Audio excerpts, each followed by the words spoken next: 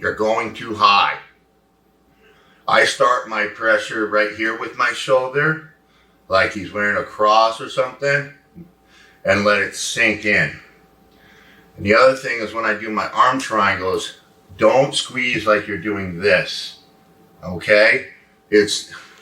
You're gonna start feeling bone against your shoulder or bicep. That means you're stretching him. And that stretch will cause more of a neck crank feeling. And sometimes when money is on the line, that neck crank might not be enough to put him away, and he's gonna make you look stupid. You're gonna burn your arm grips out. The choke is down, straight down.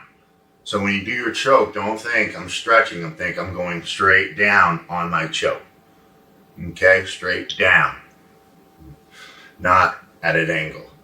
Okay, and if you get my arm triangle instructional, you'll see I'm already sweating all over you.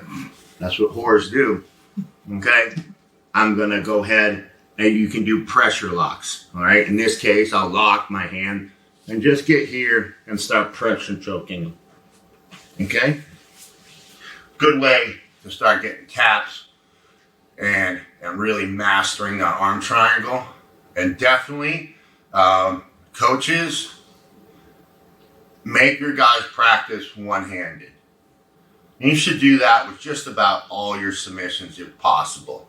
You know, maybe some submissions like Kimuras and stuff, you need a lot of two hands or whatever the case is. You can do one with one hand. That's not a bad idea to practice, actually, now that I think about it.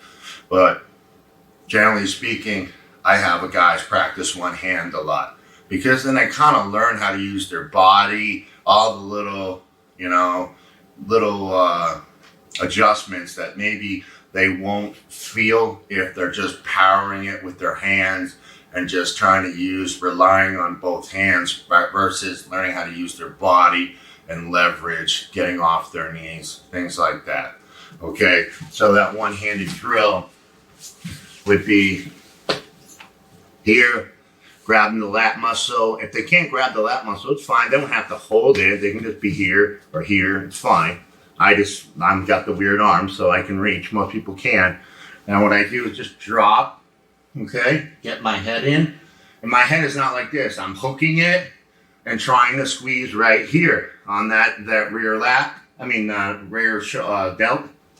And now come across and good. And when they get good at that, tell them to graduate and do it palm down.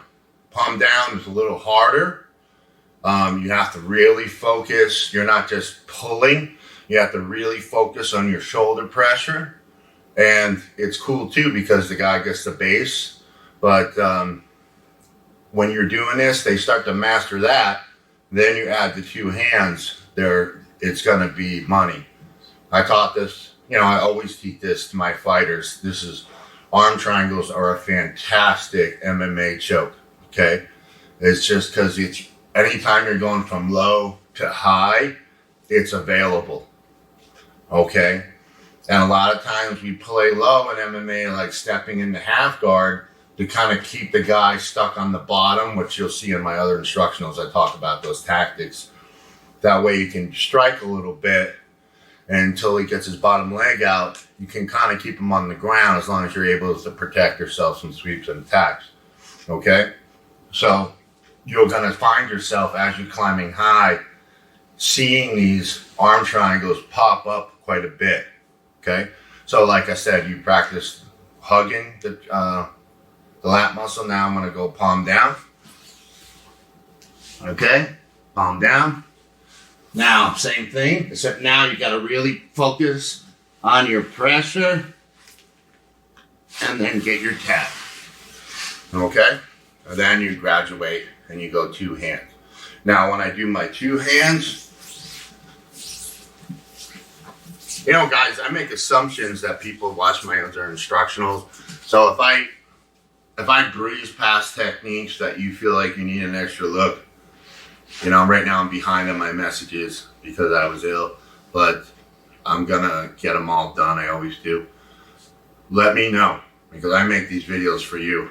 And I'm just trying to knock them all out before I'm not able to anymore. Okay, so here I like to lock, and when I do this, I try to paralyze this spine. Okay, let me know if this hurts your back there, Larry. Okay, so I lock, and what I do is I pinch this part of the back, and I'll give them a little tilt of the body. And I find that to add a lot of power to the finish and makes them weak. And then now I drop my shoulder and get my head in position. A lot of times I get pressure choke finishes here.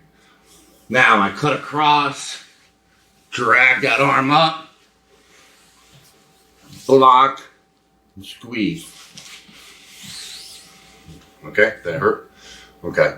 So that's really a fantastic finish from that double. Alrighty? Okay.